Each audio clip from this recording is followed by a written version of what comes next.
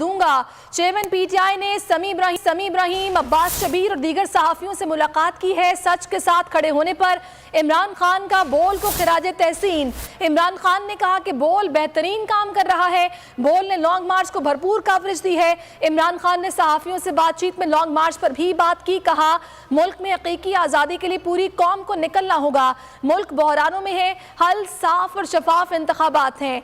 मजीद आपको आगाह करते इस हवाले से इमरान खान ने कहा कि 26 नवंबर को बड़ा सरप्राइज दूंगा। नुमाइंदा खुसूसी बोल अब्बास शबीर हमारे साथ हैं, उनसे मजीद बात करते हैं। अब्बास बताइएगा इमरान खान का क्या कहना था? देखिए, चेयरमैन तहरीक इंसाफ इमरान खान से जमान पार्क में मुलाकात हुई।